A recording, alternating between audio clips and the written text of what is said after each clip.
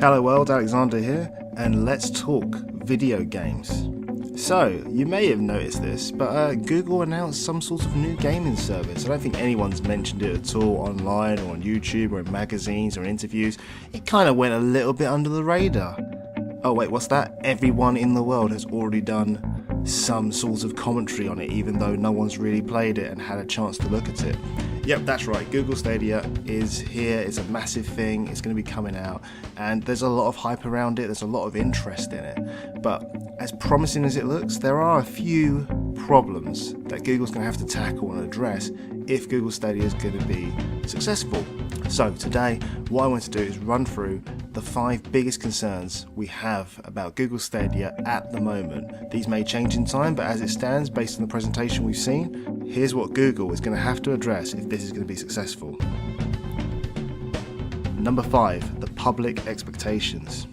Okay, so simply put, this presentation looked very sleek, it looked very impressive, and it looked like the so-called Netflix of games. This idea that you could have this instant library and just jump straight into it, all this stuff from clicking onto a video and literally being into the game in seconds. All of this looks wonderful and it looks great. It looks like it could be a dream. I mean, this is ridiculous to think that I can watch a trailer of Assassin's Creed and then straight away, if I go, I want to play that game, click a button and I'm in the game. That's amazing. The problem is with this whole video is, and the best way I can explain this, when you watch a video game trailer, they've now clocked on, they have to put a little disclaimer at the bottom of the screen saying, you know, the finished product may not be representative of the finished product. This could be, you know, some rendering done on a computer or whatever. They basically give themselves a little bit of wiggle room to say, this is what we're aiming for, but it may not become this. And this is the problem with what Google's done essentially. They've made this thing look so sleek, so professional, and just amazing, that if it doesn't work like this for the majority of people out the gate, people are not going to adopt to this. People are going to absolutely slate this and they're not going to trust it. Now, we have no reason to think that Google can't do this. For all we know, they have got new technologies and they've been working on this for years upon years, and they've worked out some secret code to make it absolutely phenomenal for every single person. But that public expectation of what this is going to do, people are already referring to it as the Netflix for games, a phrase that they haven't said themselves, but that's how this thing has been presented, that's how this thing has been labelled. So if they're going to do this, they're going to have to meet those expectations, or people are just going to be disappointed, it's not going to get adopted, and it's just going to fail. So that's a big challenge for Google moving forward. Number 4, the developers.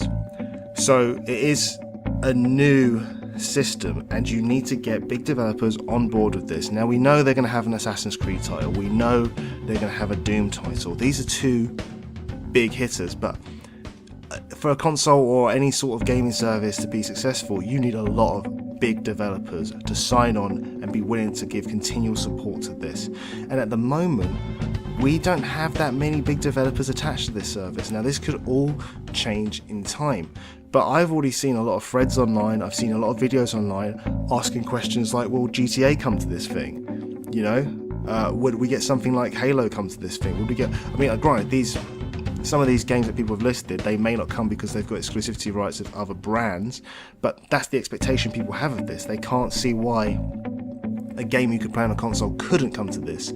So instead of them actually thinking, oh okay, maybe we can get these games like Doom and Assassin's Creed, what about these other bigger titles, these really big, long, epic things? Will these come to the platform? We don't know if these will make it to the platform. Another thing people are questioning are the sports titles, how the sports titles going to port across. Sports titles are notoriously bad for ports. The best example I can give, if we go back a generation, we look at the Nintendo Wii, if you played FIFA or NBA on the PS3 or the Xbox and then played it on the Nintendo Wii, that experience was extremely different and it just didn't match up. The problem is some people would have it on a PS3 or an Xbox and then go and get it on the Wii because they wanted to play it on the Wii, and then found that, whoa, the game was missing things, or it was didn't have all these extra features. So they're going to need to get big developers on board. These developers are going to have to make these games pretty much as good or better than they are on other consoles and platforms as well for this to be good value. That's going to be a real challenge for Google, because if this is difficult for them to develop for, it's just not going to be a success for them. Number 3, the price. Now this is something that was straight away asked by everyone. What's the pricing of this thing? How is it going to work? Is this going to be a monthly subscription thing? Do you pay a one-off fee? Do you pay yearly for it? Do you pay monthly for it? What's going on? How much does all this cost? Do I have to watch a video on YouTube, see that I want this game, pay for the game, and then jump into the game? How does this work? We have no idea on the pricing of these things. We don't even know how much the controller they've advertised is going to cost. So there's a lot of question marks around this entire service at the moment. And if they come out of the gate and say, I don't know, what is too expensive? I think a lot of people would be expecting this to be somewhere between the region of $9.99 and maybe $19.99, which is fine.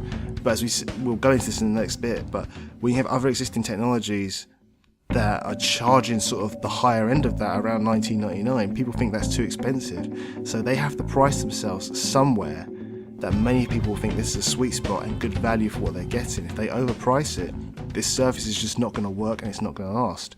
So until we get more details on pricing, that's going to be a big step for them to get over, a big hump, a big roadblock for these guys to get past.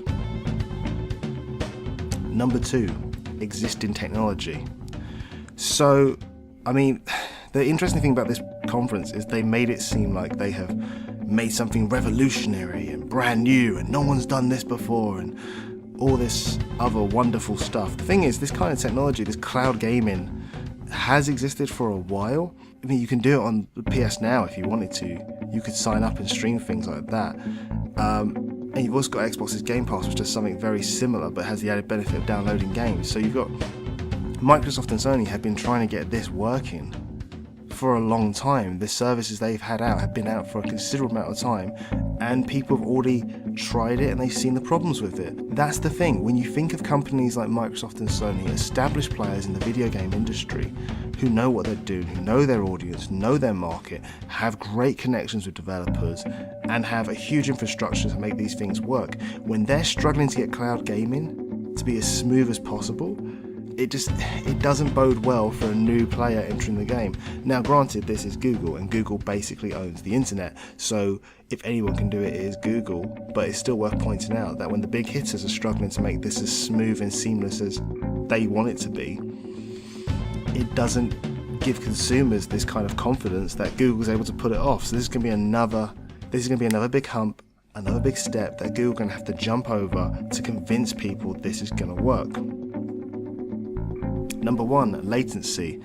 So simply put, streaming games is going to take a huge amount of bandwidth and data and technology. People just will not adapt to this if there is a massive delay in what you press on your controller and the response of the character is delayed in any form whatsoever. It needs to be almost instant, it has to be almost quick. Granted, that's not currently possible with current technology. There's always some sort of delay, some sort of latency, but you don't want people to notice there's a massive gap in it. But here's a case in point for you. Have you ever clicked on a YouTube video and seen a buffering wheel? Right, that's video and it's buffering. So that doesn't take as much data and that doesn't take as much power to process as it would to play a video game and to stream a video game. So that's a huge challenge right there. If people already have issues streaming video, they're going to have a lot of issues streaming video games. This is just simple stuff, basically. I think for this to be successful, this is going to have to be as smooth as console gaming or better. And Google didn't mention anything about being able to download the game to play offline. They mentioned about it being a constant on streaming service. So with that in mind, they're going to be running into a lot of challenges. And that's my list. Now, I'd just like to point out, this isn't meant to be overly critical. I think this does look amazing. I want this to be good because competition normally means we get better things as consumers as a result. When companies have someone to fight against, they normally try a lot harder, they normally give us a lot better products.